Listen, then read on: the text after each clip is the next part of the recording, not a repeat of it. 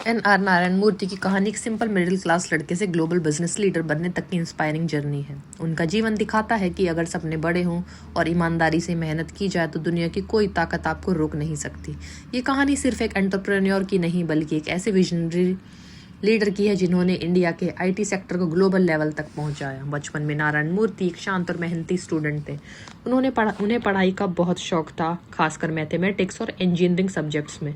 School के दिनों में ही उन्होंने डिसिप्लिन और डेडिकेशन की महत्व को समझ लिया था। रात दिन तक पढ़ाई करना, प्रॉब्लम सॉल्व करना और नए आइडिया सोचना उनकी आदत थी। उनके टीचर्स भी उनकी लगन से इम्प्रेस रहते थे।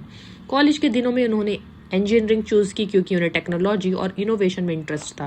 वो अक्सर लाइब्रेरी में घंटों बिताते थे, नए कॉन्सेप्ट समझते और अपने फ्यूचर के बारे में सोचते। ग्रेजुएशन के बाद उन्होंने कुछ कंपनीज में काम किया जहां उन्हें कॉर्पोरेट वर्ल्ड का एक्सपीरियंस मिला, लेकिन उनके अंदर एक एंटरप्रेन्योर छुपा हुआ था जो कुछ अपना करना चाहता था। एक दिन उन्होंने डिसाइड किया कि वो अपनी खुद की कंपनी शुरू करेंगे। ये डिसीजन आसान नहीं था क्योंकि उस समय इंडिया में आईटी इंडस्ट्री इतनी डेवलप्ड नहीं थी, रिसोर्सेज कम थे, फंडिंग लिमिटेड थी और इंफ्रास्ट्रक्चर भी वीक था। फिर भी मूर्ति ने हिम्मत नहीं हारी। उन्होंने अपने 6 दोस्त और कॉलीग्स के साथ मिलकर 1981 में इन्फोसिस की शुरुआत की। शुरुआत एक छोटे से कमरे से हुई थी जहां बेसिक कंप्यूटर्स और लिमिटेड फैसिलिटीज थी। इनिशियल डेज बहुत चैलेंजिंग थे। टीम को प्रोजेक्ट्स मिलना मुश्किल था, क्लाइंट्स का ट्रस्ट जीतना और भी मुश्किल। मूर्ति और उनकी टीम रात भर काम करते, कोडिंग लिखते और प्रेजेंटेशंस प्रिपेयर करते। उन्होंने कभी भी शॉर्टकट्स नहीं लिए। उनका फोकस था क्वालिटी और ट्रांसपेरेंसी। ये वैल्यूज ही बाद में इन्फोसिस की पहचान बनी। जैसे जैसे कंपनी को छोटे प्रोजेक्ट्स मिलने लगे, टीम का कॉन्फिडेंस बढ़ता गया। पहला इंटरनेशनल क्लाइंट मिलना एक टर्निंग पॉइंट था। मूर्ति ने हमेशा ग्लोबल स्टैंडर्ड्स को फॉलो किया और कॉर्पोरेट गवर्नेंस पर जोर दिया।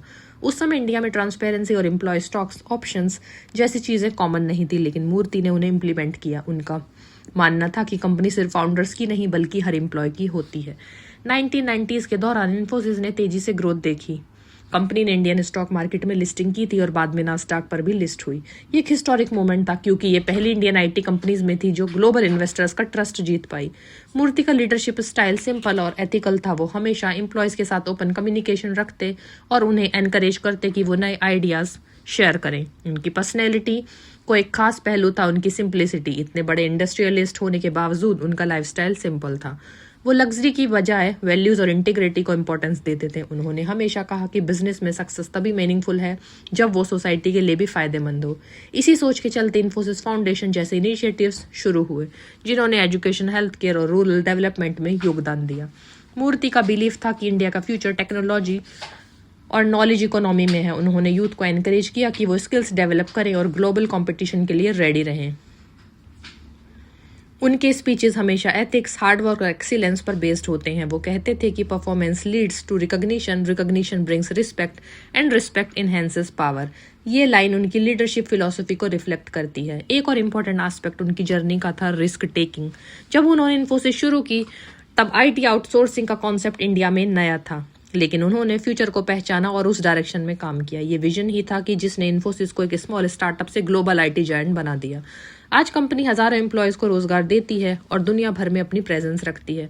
मूर्ति ने रिटायरमेंट के बाद भी मेंटरशिप का रोल निभाया। वो यंग एंटरप्रेन्योर्स और स्टूडेंट से मिलते, उन्हें गाइड करते और इंस्पायर करते। उनका फोकस हमेशा रहा कि इंडिया में स्ट्रॉन्ग एथिकल लीडरशिप डेवलप हो। उन्होंने ये भी एम्फेसाइज किया कि वेल्थ क्रिएशन इंपॉर्टेंट है, लेकिन उससे भी ज्यादा इंपॉर्टेंट है वेल्थ का रिस्पॉन्सिबल यूज। उनकी कहानी से हमें कई लेसन मिलते हैं।